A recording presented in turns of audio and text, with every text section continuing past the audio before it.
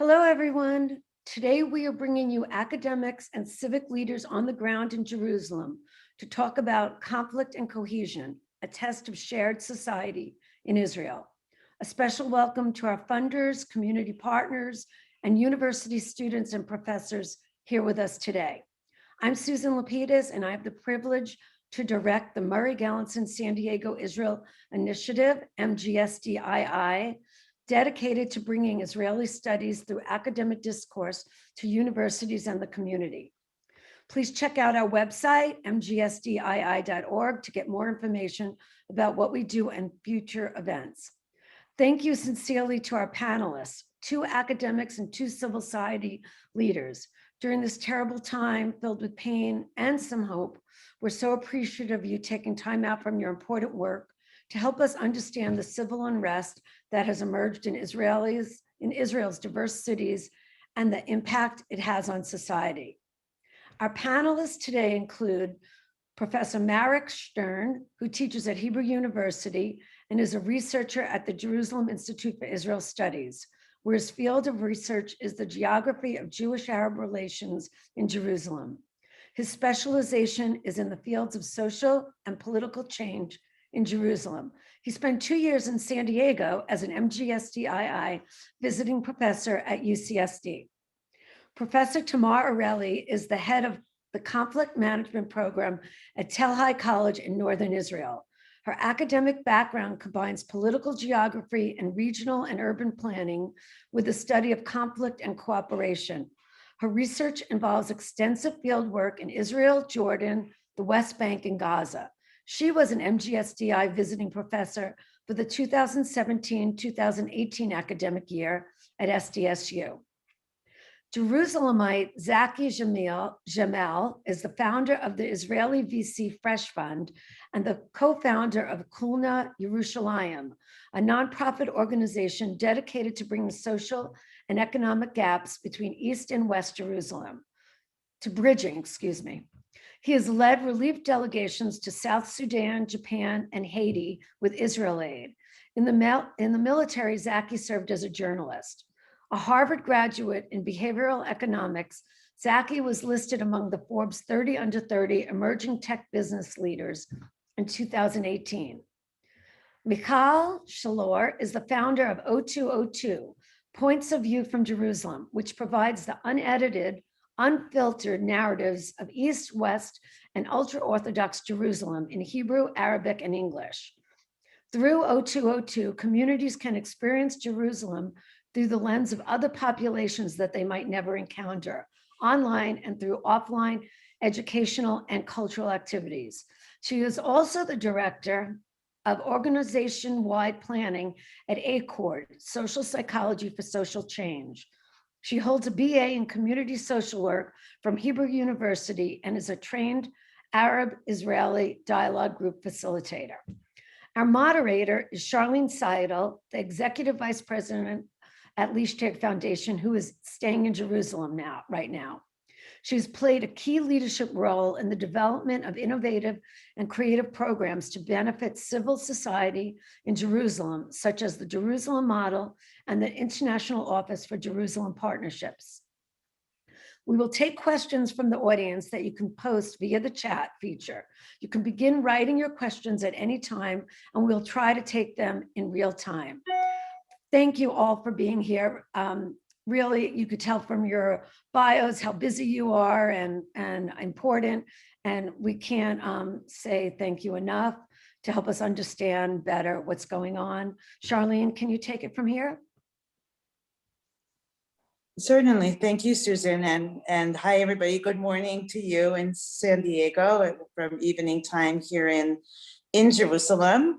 It's really great to both be sort of virtually with my San Diego friends and also to be on this panel discussion with 4 people that I admire so much and kind of know from different worlds. I am Charlene Seidel. To give you a little bit of background about the Shtern Foundation, we've been working in Jerusalem specifically for about the last decade. Our belief is that Jerusalem is a microcosm of social and economic gaps in Israel. And it is also a portender of trends for the country. Like, so goes Jerusalem, so goes the country. That Jerusalem is a lab where both there are challenges and opportunities that are kind of on steroids. It's very much, it's very intense here. And so if there are strategies that can work in Jerusalem, we believe that there's hope for them to work in the rest of the country. Our work has been very much tied to the grassroots, to making a resilient city and through the ground up, through forming really strong, long-term trusting partnerships that we can call on in times of both challenge, like the one that we're going through now, and in times of opportunity. And we feel like that is a strategy that has never been more important than it is right now, and will be important for many months and years to come if we are to address some of the challenges that we're seeing right now in Israeli society, and particularly in this emerging democracies experiment around shared society that we'll talk about today. We're going to focus, as Susan said, this discussion on internal Israel civil unrest, I guess is how it's been characterized. So there's a couple different big news stories sort of coming out of it. There's a lot, but there is, of course, the latest conflagration with Israel and Hamas. And we'll focus less on that today, even though it's certainly connected to the topic that we're talking about, which is the civil unrest that we've seen in some of Israel's mixed cities, particularly those like Lod, Akko, Haifa, Jaffa, etc. We're going to talk about how this evolved. Did it happen all of a sudden? Has it been simmering for a while? And we're going to try to think about, what does the day after look like? Like, what has the ground been doing? What has civil society been doing for many years? And what will it need to continue to do? That's why we have our civil society sort of partners and experts. And also from Marik and Tamar's sort of field of expertise, what longer term and higher level strategies should we be looking for, and trends should we be looking for as we look at Israel's internal situation. So I think we'll start with you. Oh, and one more thing. We're going to try to just integrate questions. I'm going to sort of lead like a moderated conversation. I'm going to ask each panelist a question to start, and then we're going to have a short conversation probably amongst ourselves. I really want to integrate your questions and feedback into the kinds of questions that we speak about together. So please put questions in the chat, and more than likely in lieu of a formal Q&A session, we'll just integrate that into the conversation. So let's just first get some foundation of what's going on, what have we been seeing, where did this come from? And for that, I want to turn to you, Marik. Your area of expertise relates to urban planning, geography, and borders, which are all, of course, quite relevant to our discussion. So can you give a short background of the mixed cities like Lod, Akko, Jaffa, Haifa, and others where we are seeing this unrest, and just share with us some background? How did it evolve? What surprises you and what doesn't surprise you? Okay, hi. Good morning, everyone. It's evening here. First of all, I want to send, my warm feelings to all the people that hurt right now in Israel and in Gaza Strip and all over from this war and from the violence we experience. So the mixed cities of Israel, when we discuss this issue, we have to understand that the majority of the population in Israel, either Jewish or Arab, are accustomed to live in homogeneous cities, right? Most of us live either in most totally Jewish town or a total Arab village, let's say, or other locality.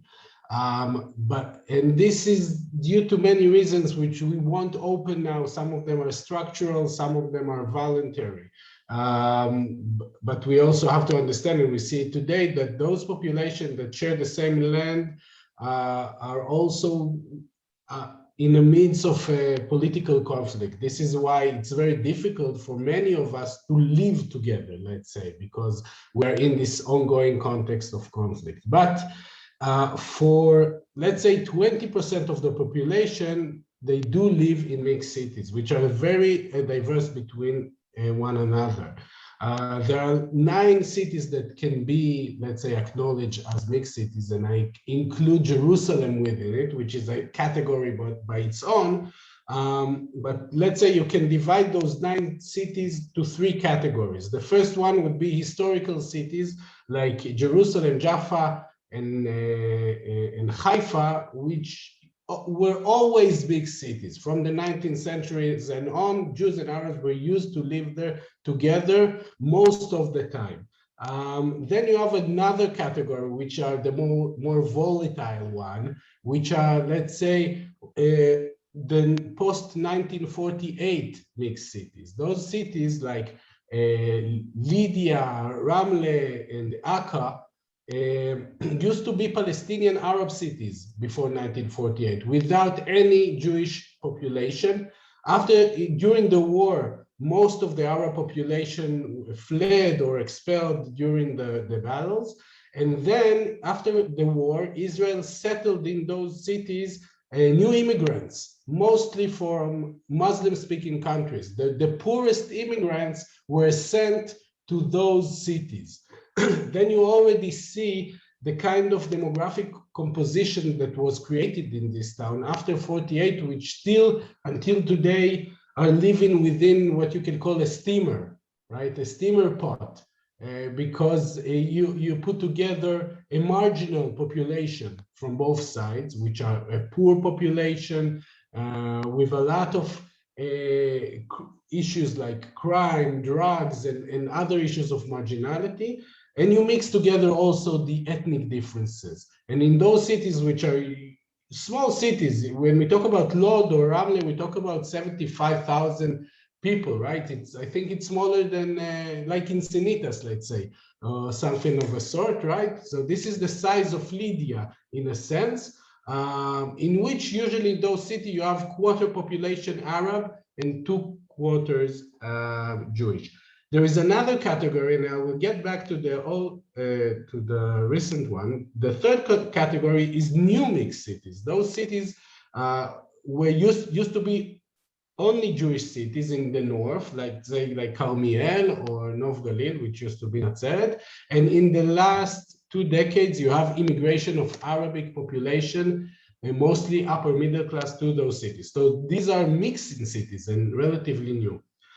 But the riots that we have seen in the last 2 weeks took place within the second category. Akko, Lydia, and Ramle, mostly in those places. We also saw problems in Haifa and Jerusalem, but the things that exploded and was surprising to all was these cities. And as I said, you combine poverty, crime, with the political ethnic issue. And we have to also relate to the fact that in the last 2 decades, in those cities, you have growing activity of religious Jews that come to kind of settle within those cities to strengthen the Jewish character of those cities, right? So they call themselves Garinim Toranim. I don't know exactly how to translate it, but it's like a community, groups that come in a community and acquire together houses within the city. They live in those bubbles, but their presence there is highly contested, especially among the Arabic Palestinian population in those cities, because they say we come to Judaize those cities, and it is interpreted as a threat by the local Arabic population. And last, we have to take into account that we just emerged from a year of Corona, in which you had high unemployment in all those cities, right? So you have those youth that sat in the houses, did nothing for a year, and all those social problems that are related to Corona and unemployment. And the last thing, we had the conflict in Al-Aqsa Mosque, the Temple Mountain in Jerusalem, which is always very volatile. And anything that happens in Al-Aqsa can always, echo in all Arab localities in Israel and across the region itself. So you combine everything, right? The steamer that always there in those cities with the corona unemployment and the Al-Aqsa event. And then you have this explosion. And of course, I didn't put into the equation the Gaza war that erupted and gave, let's say, at least the Arab rioters kind of a backwind, gave them, something that seemed as a support, an outside support for their cause. So all those things together created the explosion that we have witnessed. Thanks, Marik. Tamar, your expertise is in conflict management. So can you reflect a little bit about what Marik sort of framed briefly as you sort of observe what's been happening, what surprised you, what didn't surprise you? Are there any strategies that you see that have been deployed, sort of focusing on the last week or two? We'll talk about the future in a minute, but or in a few minutes, but kind of what reflections do you have from your field? Okay, so hi everyone. Maybe I'll expand on a few points that Marik pointed out. I think that the differentiation between the three categories of cities is extremely important to any intervention. I actually didn't think about in that way, the way you framed it, and I think it's very, very helpful. And any intervention, we know this, just as humans, not even as experts, we need to understand the cause. Now, what was interesting in the last week, since this 10 days, since this erupted, you would turn on the radio at 4 o'clock and someone would say, oh, this happened because of Al-Aqsa, because of the mosque, because of Sheikh Jarrah, because of the houses that where Palestinian people are being displaced from. And then you turn on the radio an hour later and you have somebody say, Jews and Arabs, they'll never be able to live together. It's ethnic. And then an hour later, you turn on the radio and you'll hear someone say, the Arab society is marginalized and they don't have their land rights and they're poor. So you have social, ethnic, and some sort of a chain reaction trigger effect. And it's very hard to think where you're going to intervene. Are you going to look at the immediate trigger, or sort of the ethnic religious? Are we doomed that Arabs and Jews, we can't live together? Marik, I'd like to add, my grandfather was born in the old city of Jerusalem. His family was from Khalib, from Syria, and they have beautiful stories of their coexistence, including Passover, how they would deal with keeping the flour for the after Passover and warming the food for the Sabbath. And so I refuse to accept the sort of Arabs and Jews can't be neighbors scenario, but that has been brought out this week. So if we keep in mind those three options of causes, the immediate trigger of Sheikh Hussein and Al-Aqsa, the ethnic religious divide, which has always been there and will always be there, okay? And of course, the context of marginalization, of poverty, then we could put our minds to some sort of intervention. So for the few points that I would think is, first of all, this is not a civil war in any way. As Marik said, it's a few, 3 or 4 specific locations within Israel that have a context, and it's a loss of control, maybe hopefully a partial and temporary loss of control over mostly violent margins of society. Okay, marginalized society, which has joined this, others have not. Most of them are standing by, others are, I'm talking about Israeli Palestinians at the moment, have actively even opposed it. Arab leaders have spoken out. Arab citizens have put out fires, saved fellow Jews. So first of all, this is not a civil war. And second of all, the context is important. And I happen to have seen on the last over the last weekend in a finance newspaper, just some data. There are about 1.9 million Arabs, Palestinian Arabs in Israel.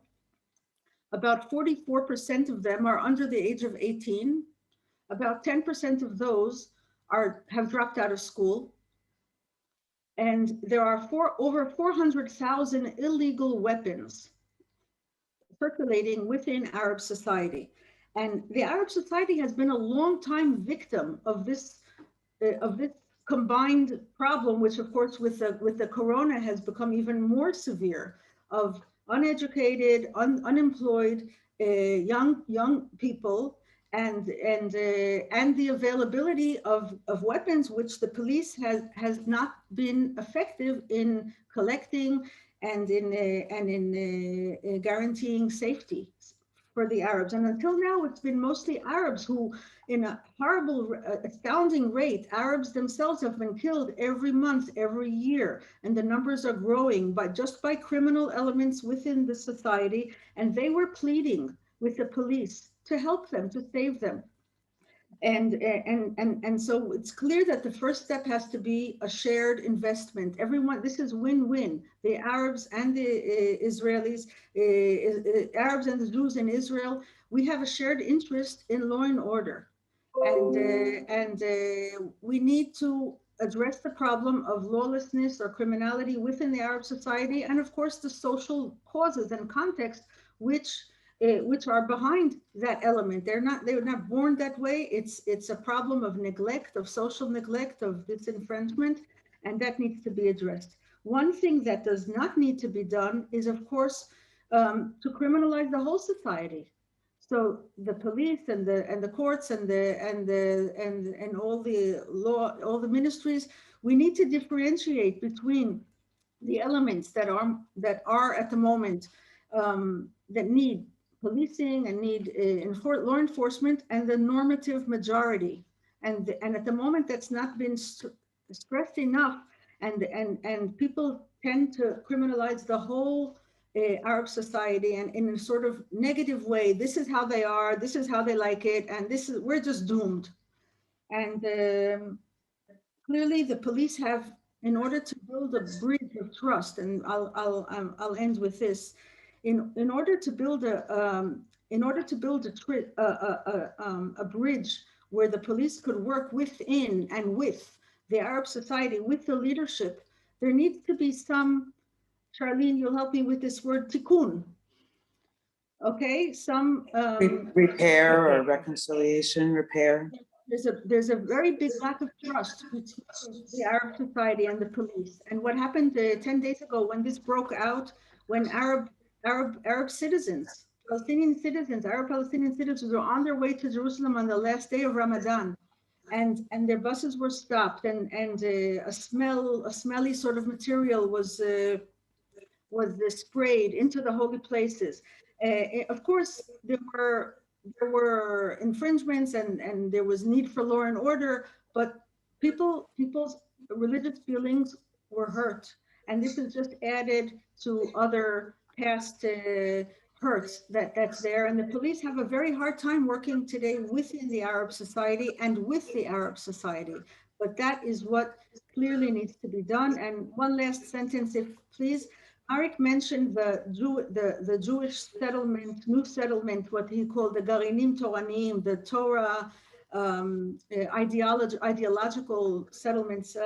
So these people have— Just to be clear, these aren't settlements like sometimes you read about settlements in the West Bank. These are like urban kibbutzim, like urban sort of collectives, just to find groups of families that move into areas that are within Israel. They move for example, my niece moved into Lod, into the famous Ramat Eshkol neighborhood in Lod. So these people have an ideological agenda to Judaize the city. At the moment, in the last few years, they've been serving the poorest of the poor within the Jewish society of those cities. If there's an old man living by himself, so they're the ones who brings in the medicine. It's not sort of like the more liberal person who's clicking his tongue against this settlement. So I don't join you, Marik, in sort of pointing your finger in that direction. I can understand that can aggravate the feeling, but I'm not sure that that's productive because people, Arabs moved into Carmel and into Nazareth, and Jews could move into Lod. And we have to, if we want to be productive, we need to see how we could encourage coexistence and not join those who seem to enjoy at the moment putting a lot of blame at this community. I'm not so not so sure that that's the main problem. Great segue. Great segue, and we'll come back to this discussion because we really did want to bring the voices of civil society into the discussion. And I think some of what you're talking about, Tamar, has been the role of civil society, which has been working on some of these issues for many, many years.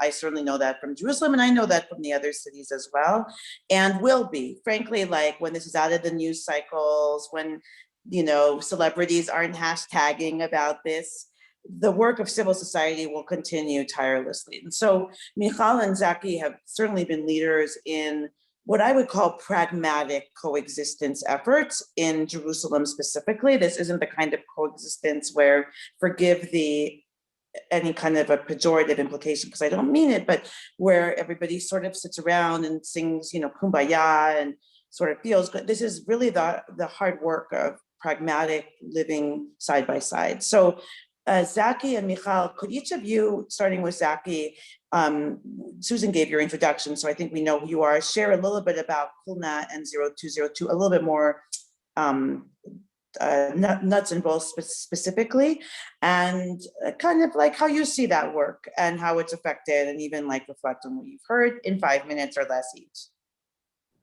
Zaki? Sure, yeah, in 5 minutes or less. Thank you so much for having me, and thank you for that great context, Tamar and Marik. I, among other things, am involved in leading an organization in Jerusalem called Kulna Yerushalayim. Kulna means all of us in Arabic. Yerushalayim obviously means Jerusalem. An organization that was founded about 5 years ago to kind of promote two main goals. The first is to create opportunities and platforms for interaction between Jews and Arabs in Jerusalem, Jews and Palestinians in Jerusalem, specifically using cultural platforms.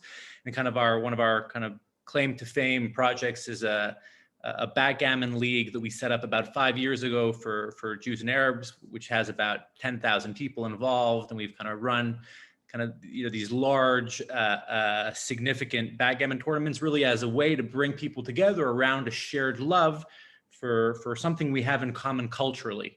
The second goal, which is equally important, is to really promote equality between the two divided parts of Jerusalem, between East and West Jerusalem, typically Palestinian East Jerusalem and typically Jewish West Jerusalem. And we kind of view these two goals as complementary. We think that in order to really bring about significant change on the policy level around inequality, around how resources are allocated between the two parts of the city, to really address some of the gaps that these two populations are facing, we need to create kind of the right platform for interaction. We need to create the right platforms to engage with various stakeholders from across the divide to really create and cultivate real trust and not just kind of preach to the choir of people who are already involved in kind of some of the typical coexistence work, but to really engage with a much broader consensus of individuals, maybe I think from the Jewish or municipal sides, but from the Palestinian or East Jerusalem side, it's very, very important for us also to create kind of a new atmosphere where we're really bringing about significant policy changes, so people understand it's not just about, what Charlene had referred to as kumbaya previously. It's not just about this idea of coming together and ignoring the issues and playing backgammon together or playing music together, but also showing how this type of interaction can then cultivate significant policy change. We've kind of, I think, over the years, kind of transitioned more and more towards the second goal. We understand the importance of really showing significant results around inequality. And I think that if we really take a broader outlook on these questions, kind of what I feel like is missing in this discussion and needs to be a big part of the discussion, left, right, and center, is this idea of inequality. Because I think that everything that we're seeing in the mixed or in the shared cities stems from inherent inequality between Jews and Arabs in this country, certainly in the city. Certainly different allocation of resources, a real glass ceiling that exists professionally, in terms of education, in terms of just so many different things. And I think that that's what we're seeing right now. I think that people are reacting to the inequality. I think until we address the significant inequality that exists here, we may find some kind of resolution in the short term, but I think we'll keep kind of cycling back towards more and more of these encounters, which I feel are getting closer and closer. I feel like, kind of in the cyclical nature of what's going on, the times of quiet in between are getting shorter and shorter because we're not addressing these core significant issues. The role of the civil society here is I think very significant, but also very challenging, because in a lot of ways we're kind of we're between a rock and the hard place, between the population on the one hand, the municipality on the other, or the authorities on the other hand, and trying to navigate that, I think is very, very difficult. But I think also kind of the importance of this type of work, of really bridging this gap, becomes more and more evident today more than ever. And I think that we will remain committed to this important work now and for as long as it takes, because this is the only city, only country that we have. And we have to figure it out, and we have to keep trying no matter what. Wow, Zaki, well said. We do have to keep trying. Michal? Hi. So first of all, I want to echo Zaki's thank you to everyone, and also all of the analysis that you said. I really agree with everything that's been said so far. I'll give a word about 0202 so we get the context of where I'm coming from, but I do also want to bring my little Jerusalemite analysis of what has happened here. So 0202, and I want to just say that our full name is Points of View from Jerusalem, which is a nuance that I want to highlight, because what we do is bring what people here think outside. So it's from and not on, for a very specific reason. So we have 3 Facebook pages in Hebrew and Arabic and 1 in English that translate the general discourse, which can mean journalists and mainstream media and NGOs and PTAs and Facebook celebrities, and comments on the mayor's Facebook page, and just to give a general view of what the discourse is on the streets of East Jerusalem, West Jerusalem, and Haredi Jerusalem to each other in Hebrew and Arabic. So each page you can go in and see what the discourse is right now in East Jerusalem, what people are saying, how they're talking about it. And this is critical at this time, because most of the Israelis, or most of the Palestinians, or most of the Haredim are reading their communications, their media, their press on what the other side is thinking and saying. And that usually is mediated by people who have agendas, or who want us to think specific things, or who are interested in rating. So they're interested in bringing the more extreme, or more of the anger, or not really showing a full view of what's really being discussed on each side of the city. What we've done in the past month, really, because we're talking about the beginning of Ramadan, when things started bubbling here in Jerusalem, is not only to bring you what really is being said on each side of the city, and not what people want you to think that is being said on each side of the city, but also to be a bridge that allows for residents to talk to each other directly. So we have a couple of examples from these past months where specifically this time it's been Palestinians who sent us messages, or sent messages that were clearly written for people outside of East Jerusalem, and asked us to bring that forth to West Jerusalem or to Haredi Jerusalem. Or we actually even had this come from a very extreme Haredi sect that asked us to translate what their condemnation of the violence to Arabic. So we're really providing a bridge of direct discourse between the residents here in the city. And that, I think, is something that has never been done before in times of escalation here in the city. So we're really, really proud of that work. I want to talk a little bit of the context of what's going on here, and also to resonate. Charlene, you said that Jerusalem is spearheading the trends of what's happening in the rest of the country. So I want to talk about that for a moment. And Tamar, you also said that this isn't a civil war, but a loss of control. I really agree, and I think it's important to take a look at the beginning of the bubbling of the issues that happened here in Jerusalem, which is around the barriers that were set up in Sha'ar Shechem and Damascus Gate in the beginning of the Ramadan month, and in the Sheikh Jarrah, I would say peak, because this is an issue that's been going on for decades, of course. And I think that what's interesting to see is that at the very beginning, we saw really a continuation of nonviolent protests that happened from East Jerusalem against these two peaks in tension between Jews and Arabs here in the city. And it was interesting because, just like many times of conflict in the past 7 years, the world was waiting for violence, but it wasn't really coming. What we saw in Jerusalem at the very, very beginning wasn't mostly violent. And the violence that we did see on TikTok, for example, was, like Marik said before, and also Tamar said this, was a bunch of kids that are frustrated and angry post-corona and are fasting in Ramadan, or have families that are fasting in Ramadan, and just youth. This is, youth that are looking for some sort of some sort of embrace, some sort of what? An outlet? Some sort of an outlet. It sounds some sort of a place that would embrace the same way that we see extreme Jewish violence in West Jerusalem that really does not reflect the rest of West Jerusalem.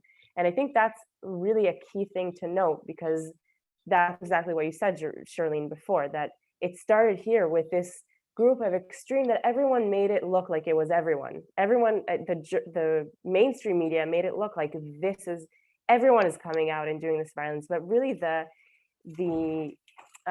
general zeitgeist in East Jerusalem at the beginning was one of nonviolence. It did turn into violence at some point, and then it also de-escalated at some point, but it wasn't the beginning. And we also have to remember that the moment it spun out of control, which I would note the moment being the Monday at 4 o'clock in the afternoon, when Hamas said at 6 o'clock, if you don't take out the forces from Sheikh Jarrah and from Al-Aqsa, then we will pay, you will pay. And then at 6:02, we had our first siren. I think that's the moment things spun out of control. And that's the moment things really became violent. But note that it became violent on the national level. It became violent on the political level. It became violent, and suddenly also very clear that the context of unknown elections, both in the PA and in Israel, are suddenly really center stage. And then everything else that spun out of control after, I think, was what you said about it started here and then we see it everywhere else. And here, the night that the big social unrest happened in the rest of the cities was one of the quietest nights since the beginning of Ramadan in Jerusalem. And I think that's an interesting note to understand. I'll just say one more thing about civil society in general, is that I think that there was, if we take the moment of being spun out of control was last Monday at 4 o'clock, then it took civil society 2 days to kind of like get ourselves together and get ourselves out of the depression that we all came into once it became this really national conflict and like a war. And then Wednesday night, two days later, suddenly you saw, like in Hebrew you say "Pitriyot achrei hageshem," mushrooms after the rain. Suddenly you saw everyone from civil society and also just people who care, who aren't part of a formal organization, start initiatives of hope. And suddenly you saw these pretty mainstream protests against the violence from both the Jewish and the Arab side. And you saw these little initiatives of dialogue between Jews and Arabs, and these women's prayers that started coming out, and something really sparked this hope that I think we were all in like 48 hours of digesting that this is what's happening. And then suddenly everyone just came out and said, this isn't the majority. This isn't most of us. This isn't what the news makes you think. And this isn't the way we're going to live. And like Zaki said, we have to live here together. We have to figure it out. This is the mainstream now, is this coming out, is we have to figure this out.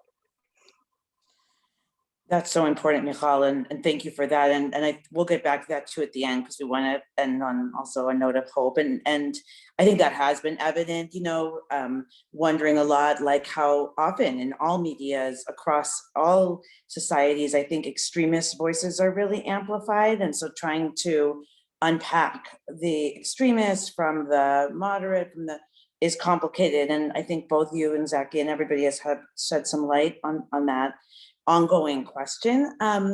There's some questions coming in about like democracy and the nature of democracy in Israel, which I think are important questions. And I would say that so much of what we're talking about, very much the inequality that you're talking about, Zaki, and some of the trends are like, this is a struggling democracy. This is an emerging democracy that is like struggling with itself. Even thinking about our country, the United States, we were in a civil war at about the point that that you are in at 70 something years. And so these are existential questions of democracy. So I'm not sure we'll get to them in the next 15 minutes, but I'd love to ask like Marik, well, really everybody, I guess starting with you, Marik, I know that you've been thinking and talking a lot about the sort of economic sector, the workplace, and how that can be a tool to either propel or advance, some of the inequality that Zaki's talking about. And I sort of thought that would be interesting for you, because that's such an important component of democracy, society that hasn't really been addressed. And then maybe others can sort of think about that as well in the time we have left. Marik, but could you start? Yes, I think it's a very important point to relate to. I didn't mention that, but we are, after maybe 20 years of increased integration of the Arabic population in Israel within many spheres of society, but mostly in the labor market.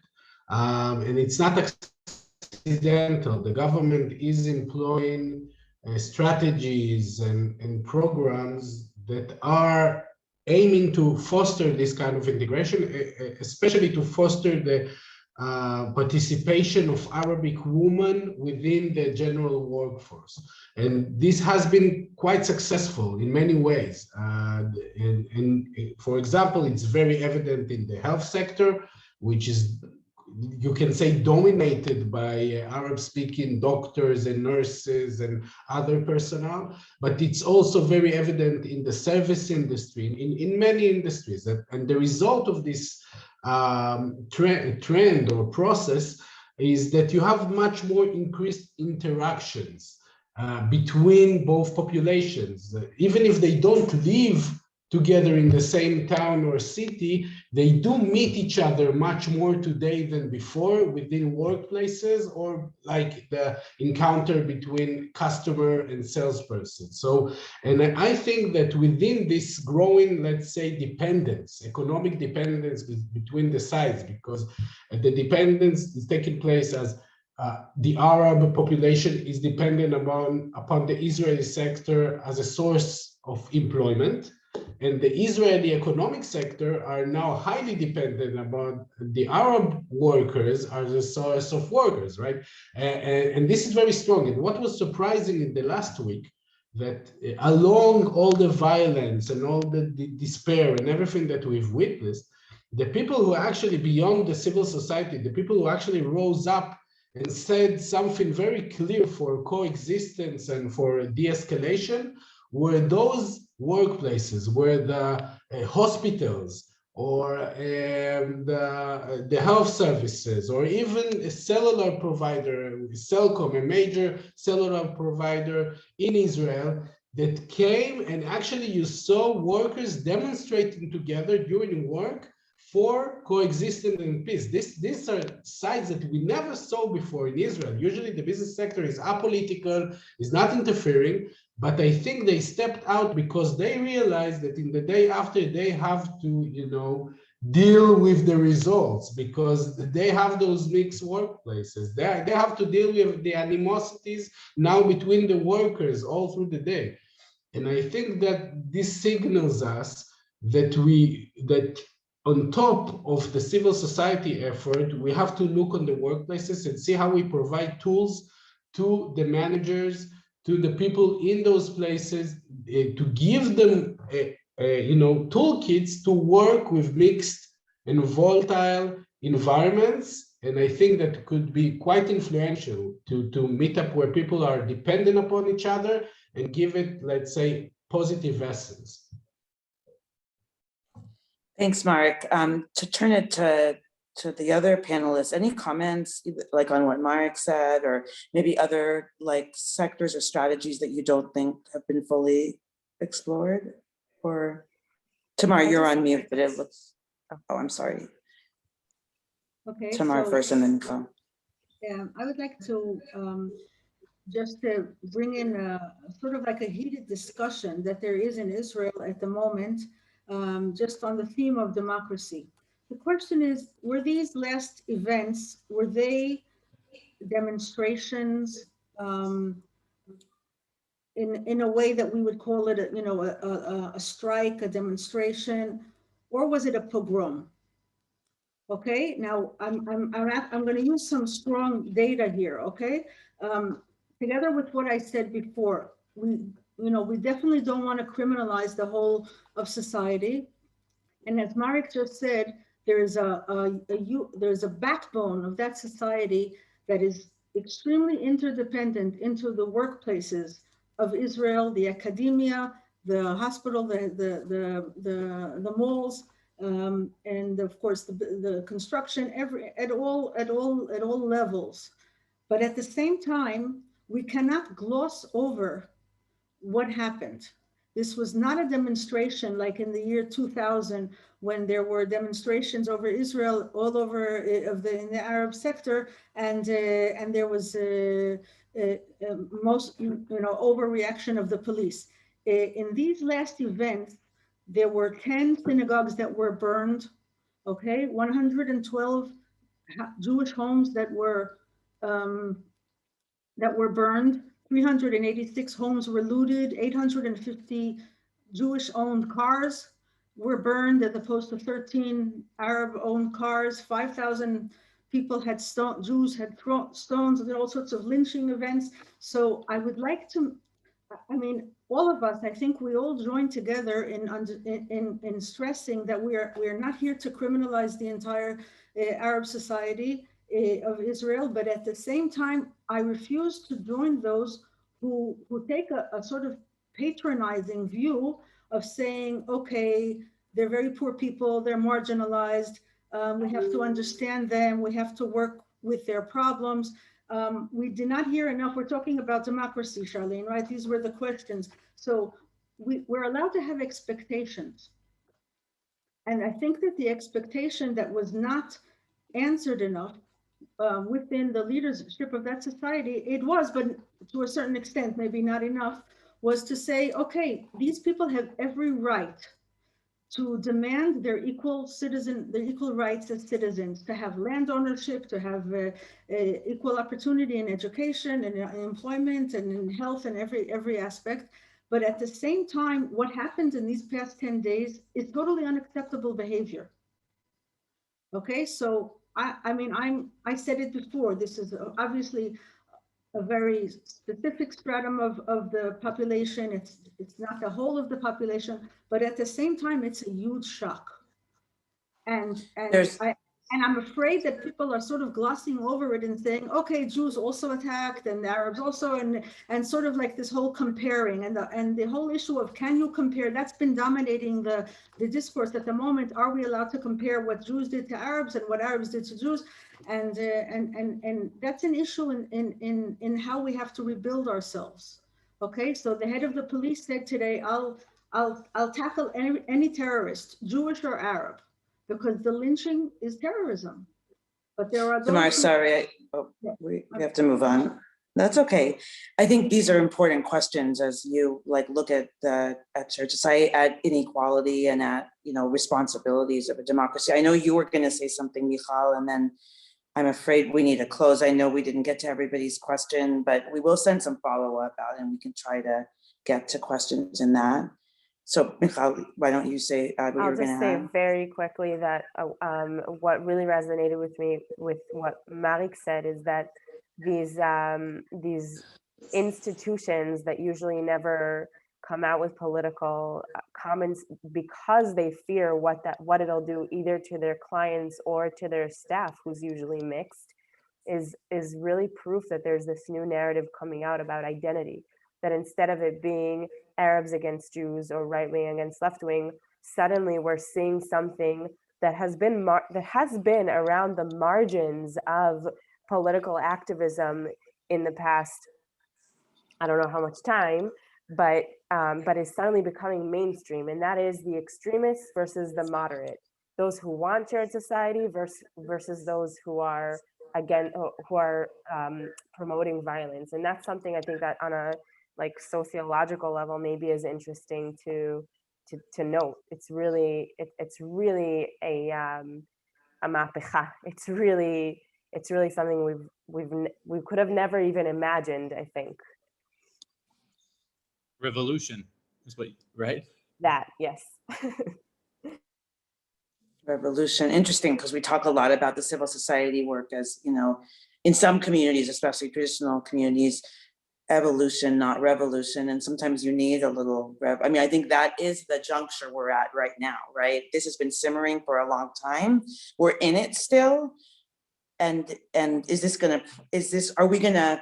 I'll borrow something from another movement for social change, but kind of would use the movement, the gay marriage movement in America, fail forward. I won't say, this has been a crisis. Are we going to allow it to propel us forward, or are we going to go back? And so I'd like to kind of end on a note. One of the questions came in consistent of bit of hope. So I have to turn to my friend, sorry, Tamar and Marik. I turn to my friends, Zaki and Michal, who give me hope along with their peers, because they're in it for the long haul. You're gonna be in it long after the world sort of turns its focus to other things. And so, what is giving you, how do you think, what gives you hope or optimism now?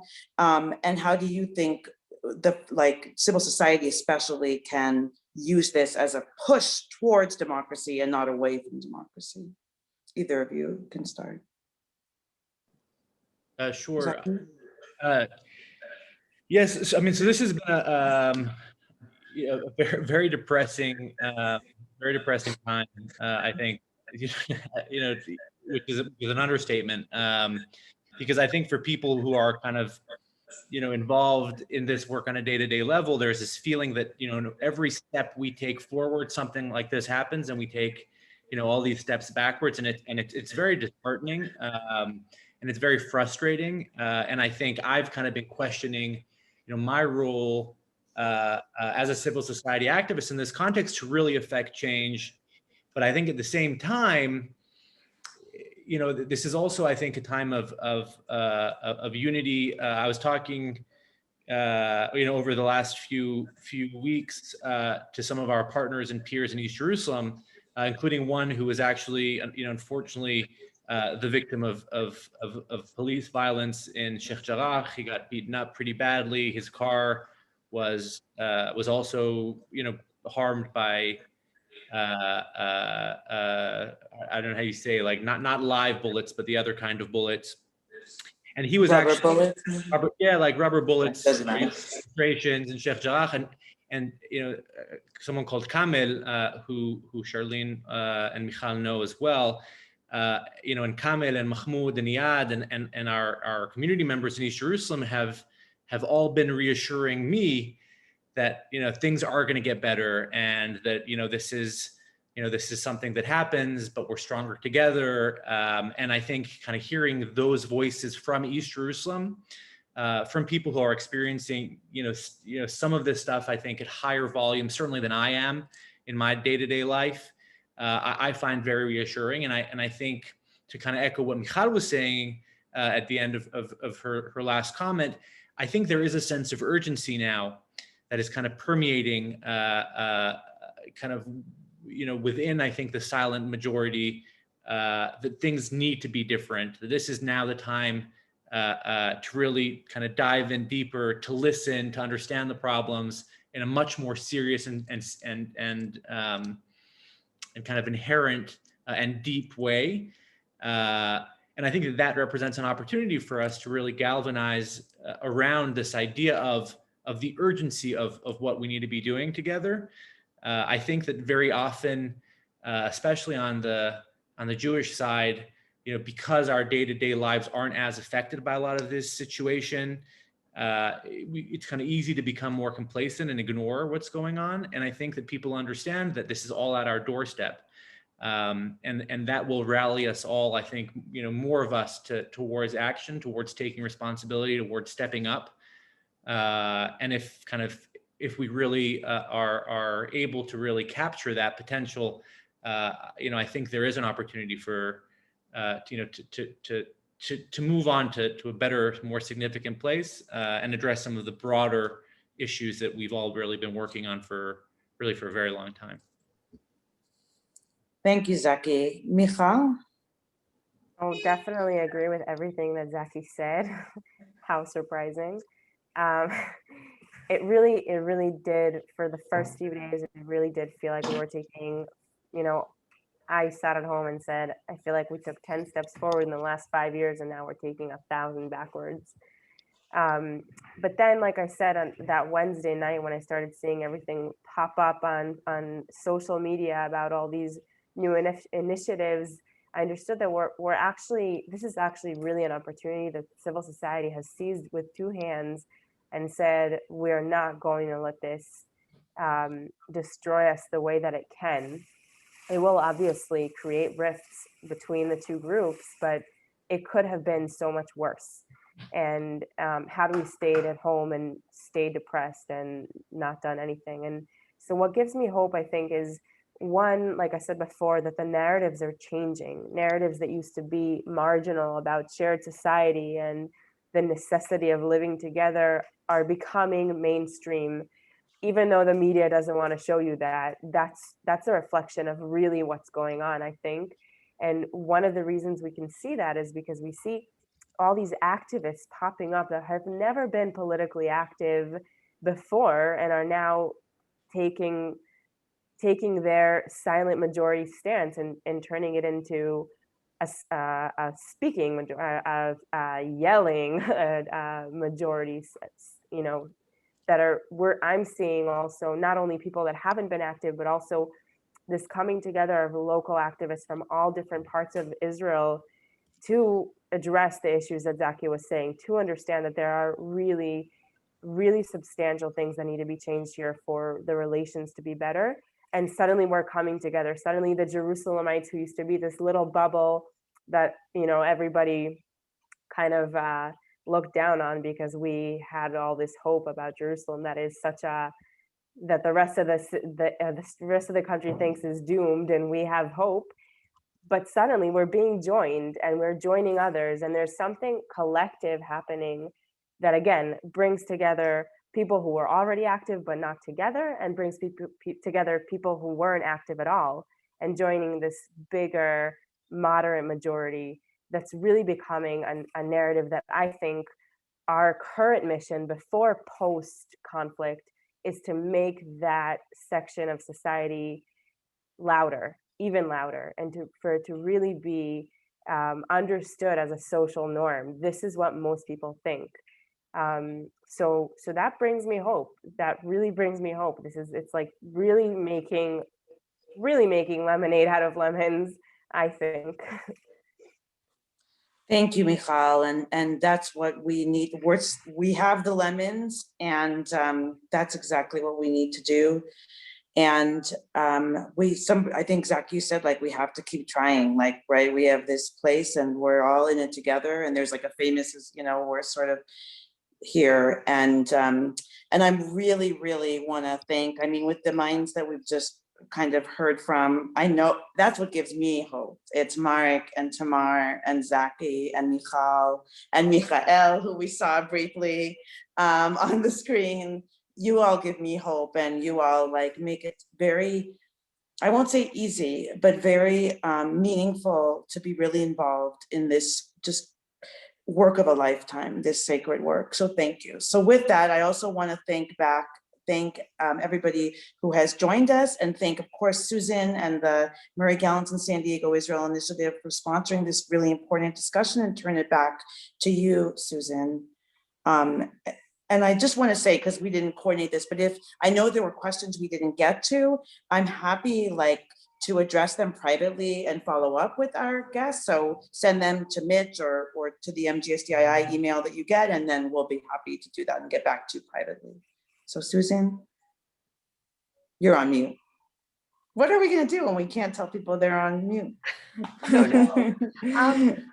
Thank you, Charlene. I echo everything that you just said. I thank you, the panelists, and Marik and Tamar. We miss you, and we want you back. And the important thing is we're here to bring these kinds of conversations to the community and the university. The discourse is so important, and that's our mission. So I thank you for this. For the people on, we will send a recording. We encourage you to share it, and we'll also send some links to these different organizations. Thank you so much for being with us, and continue to tune in and support us. And we look forward to our next group of academics who will be arriving in the fall to bring more academic discourse about the situation. Thank you. Thank you very much for this opportunity. I'm glad that there's an interest in Susan. Thank you for keeping the interest in Charlene alive, and together we'll pull through. Thank you. Thank you. Thank you, everyone. I enjoyed it. Have a good night, day. good or morning. night. Thank you. Bye, Lutov. Bye-bye. Bye-bye.